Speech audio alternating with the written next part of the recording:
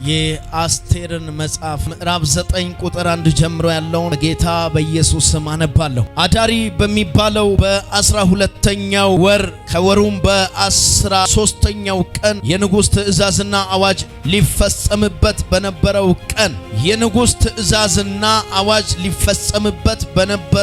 ቀን የአይሁድ ጠላቶች ሊሰለጥኑባቸው በነበረው ቀን አይሁድ በጠላቶቻቸው ላይ እንዲሰለጥኑ ነገሩ ተገለበጠ። በደንብ አሜን ይባላል። አይሁድም ክፋታቸውን በሚሹ ሰዎች ላይ እጃቸውን ይዘረጉ ዘንድ በንጉሡ በአርጤክስስ ነገሮች ሁሉ በነበሩ ከተሞቻቸው ውስጥ ተሰበሰቡ። እነርሱንም መፍራት በአሕዛብ ሁሉ ላይ ወድቆ ነበረ። እነርሱን የሚቃወም ሰው አልነበረም። መርዶክዮስን መፍራት በላያቸው ስለወደቀ በየአገሩ የነበሩ አዛውንትና ሹማምንቶች፣ አለቆችም የንጉሡንም ሥራ የሚሰሩ ሁሉ አይሁድን አገዙ። ያ ሰው መርዶክዮስ ከፍ እያለ ስለሄደ በንጉሡ ቤት ታላቅ ሆኖ ነበረ። የመርዶክዮስንም ዝና በየአገሩ ሁሉ ተሰምቶ ነበረ። ኢየሱስ የጌቶች ጌታ ነው። አይሁድም በሱሳ ግንብ 500 ያህል ሰዎች ገደሉ፣ አጠፉም። ፈርሰኔስ፣ ደልፎን፣ ፈዝጋ፣ ፋርዳታ፣ ቤሪያ፣ ሰባካ፣ መርመሲማ፣ ሩፋዮስ፣ አሪዮስ፣ ዛቡታዮስ ሊሳን አይደለም መጽሐፍ ነው እያነበብከው ያለሁት የሚባሉትን የሐሙዳቱን ልጅ የአይሁድን ጠላት 10ሩን የሃማ ልጆች ገደሉ። ነገር ግን ወደ ብዝበዛው እጃቸውን አልዘረጉም። በዚያን ቀን በሱሳ ግንብ የተገደሉ ሰዎች ቁጥር ወደ ንጉሡ መጣ ይላል። የሆነ ሰው ዝና ከሞጆ ይወጣል። አልሰሙም። ይህ ትንቢታዊ መልእክት ነው። ቀኝ እጆቻችሁን ከፍ እናርግ። ፓላራ ዲቫናስ ሄላ ማያ ዲጋላ ፋራዴ ከዴቤሬና ማሃሊ ባራ ዲጋባ ያዲያናስ እየፈጠነ የሰውን በረከት የሚመታ እባብ ይመታ። አልሰማውም። ፈጣኙ እባብ ዛሬ ማለዳ ይወጋ። የሰውን በረከት ያዘ ኃይል ሁሉ ይመታ። የተያዘው የአንድ ሰው ጉዳይ አሁን ይለቀቅ። አንድ ሰው ላይ የቅባት ኃይል ይውረድ። የበቀል እሳት ይውረድ። አንድ ሰው ጩሁና ተመታ በሉ እስቲ ይሰማ እስቲ። በረከታችሁን የበላ ምን ሆነ? ሰላማችሁን የሚጠላ ምን ሆነ? ደስታችሁን የሚጠላ ምን ሆነ? ጩሁና በኃይል ተመታ በሉ እስቲ። ቀጣይ ወር ሰኔ ነው አይደል? ሰኔ ደግሞ ወር 30 ቀን አለ አይደል? ቀኝ እጅን ከፍ አድርግልኝ። ከ30 ቀኗ ውስጥ ከስረ የምታለቅስበት አንዱም አይኖርም። ቀጣይ ወሩ ላይ ነው ይሄ ትንቢቱ። ቀኝን ከፍ አድርግልኝ። የሚቀጥለው ወር ነገ አይደል የሚገባው? ነገ አንድ ብሎ አይደል የሚጀምረው? ቀጣይ ወራችሁ ላይ እግዚአብሔር ያዘጋጃል። ይሄ ትንቢታዊ አዋጅ ነው። እግዚአብሔር ያዘጋጃል። የተያዘው ከጠላት እጅ ላይ መጥቶ የሚገባበት ወር ነው። ጩሁና አንድ ሰው ተዘጋጅቷል በሉ እስቲ።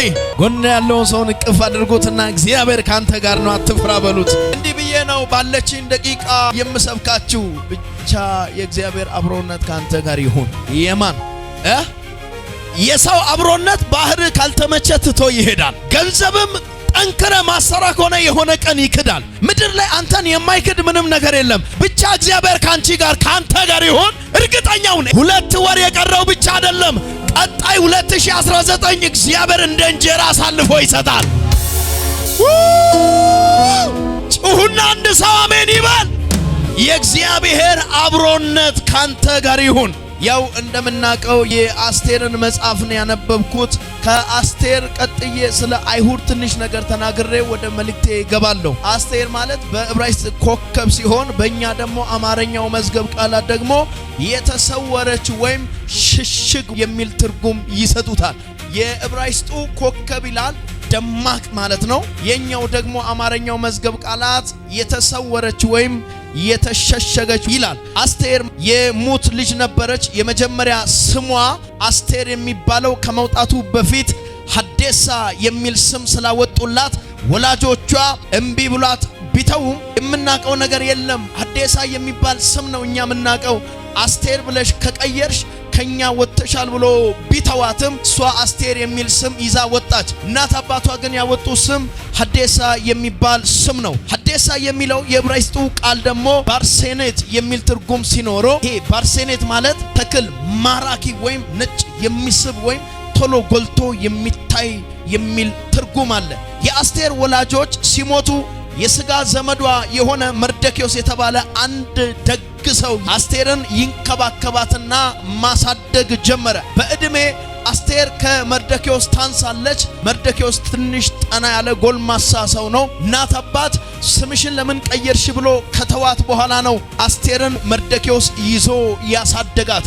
ቀኝ እጅን ከፍ አድርግልኝ። ቂሮስን ማለት ነው የወለደች እናት አባቷ ይሄ ልጅ አላሳድግም ብሎ ጥሎ እናቷ ደግሞ እኔ አባት የሌለ ልጅ አላሳድግም ብላ ነው ጫካ ላይ ወስዳ የጣለችውን ደግሞ አንድ እርቃኗን የምትራመድ ከዘላን ሴቶች መካከል አንደኛዋ ከጫካ ውስጥ ያንን የተጣለውን ቂሮስን አንስታ ቤት አሳደገች። እግዚአብሔር ደግሞ እንደ እናት እንደ አባት ያልሆነ ጥሎ ማያቅ እግዚአብሔር ከዘላኗ እጅ ላይ አንስቶ ያንን ቂሮስን እስራኤልን ሕዝብ እንዲመራ እግዚአብሔር ንጉሥ አደረገው። እናትም አባትም ጣሉት። እንደ ዘላን ሴት ያልወለደች ሴት ናት ተሸክማ ያሳደገችው ያንን ልጅ ነው እግዚአብሔር ምንም ሳይማር ወደ ንግስና የጠራው። ዛሬ ማለዳ ለአንድ ሰው መልእክት አለኝ። ብቻ እግዚአብሔር ካንተ ጋር ይሁን። ስፍራ አይገድብም፣ መጥቶ ያነሳል።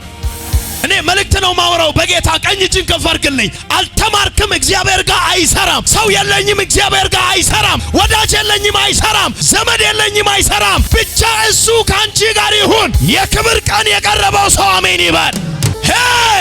ያለ ደጋፊ ይረዳል፣ ያለ አጋሽ ያግዛል፣ ያለ ገንዘብ ይይዝሃል፣ ሰው ያረግሃል። አይጥለኝም የሚል አንድ ሰው ጮሆ አሜን ይበል። አስቴርን እናት አባት ጣሏት። አስቴርን አናውቃትም አሏት የወለዱ ቤተሰብ። እግዚአብሔር ግን በመርደኪዮስ በኩል ስማ፣ እናት አባት አስቴርን ስጥሏት አንድ ቀን ወደ ቤተ መንግሥት ትገባለች ብሎ አይደለም የጣሏት። ሄሎ በወደቀችበት ታሪኳ እዛ ይቀራል ብሎ ነው የጣሏት። የኔ ጌታ የሰውን ሕይወት ሊቀይር ከፈለገ ወደ ወደቁበት መጥቶ የሚያነሳ ዛሬ ሄጅ አንተን መጥቶ ያገኛል። ይጅ መጥቶ ያግዝሻል። በደንብ ጩና አሜን ብለው ውሰድ። ሃሌሉያ።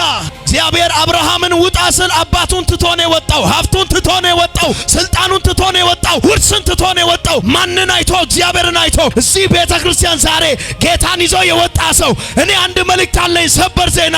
የእግዚአብሔር አብሮነት ያለበት ሰው አይዋረድም። የእግዚአብሔር አብሮነት ያለበት ሰው አይከስርም። ሰው እጅ ልመና አይሄድ። ዲኮስታ ጩና አሜን በል እስቲ። ሄይ ብቻ ማን ይኑር ካንተ ጋር? ማን ይኑር? በቃ ሰው ይመጣል ይሄዳል፣ ሰው ይተዋል ይጠጋል፣ ገንዘብ የሆነ ቀን ይክዳል።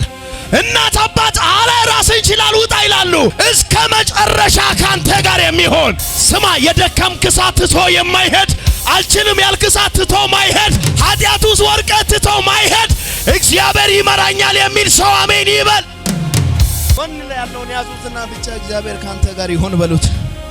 መርደኪዮስ አስቴርን ወደ ቤት ወስዶ ነው እዛው ያሳደጋት። ለዚህ ደግሞ አይሁድ የሚባሉ አይሁድ ማለት የእስራኤል ነገድ ተወላጅ። አይሁድ የሚባለው የወጣበት የተነሳበት ቦታ ማን ናቸው የሚለውን እንገራቸው። አይሁድ ማለት የእስራኤል ነገድ ተወላጅ ወይም የአብርሃም የይስሐቅ የያዕቆብ ዘር ከሆኑት መካከል ሕዝብ ወይም የአንድ አምላክ ያህዌ ተከታይ የሆኑ ሃይማኖተኛ ማህበረሰብ ተብሎ የሚጠሩ ናቸው። ቀጥሎ አይሁድ ማለት ጅሁዳዚም የሚባል የራሳቸው ሃይማኖት በዛን ጊዜ ነበራቸው። ታሪካዊ መሰረት ከእግዚአብሔር ጋር የተደረገውን ቃል ኪዳን ላይ የተመሰረተ ሲሆን ኦሪት ወይም ቶራ የሚባል የፔንታቱክ መጽሐፍ አምስቱን ያካተቱ ኦሪት ዘፍጥረት፣ ኦሪት ዘጸአት፣ ኦሪት ዘሌዋውያን፣ ኦሪት ዘኍልቍና ኦሪት ዘዳግም የሚባል በአምስቱ መጽሐፍ የሚያምኑ ወይም ቶራ በሚባል ሕግ የሚያምኑ ሰዎች ናቸው እነዚህ አይሁዶች ማለት ነው። የተባለውን የተቀደሰውን ይሄ መጽሐፍ ቅዱስን የራሳቸው መመሪያ አድርጎ የወጡ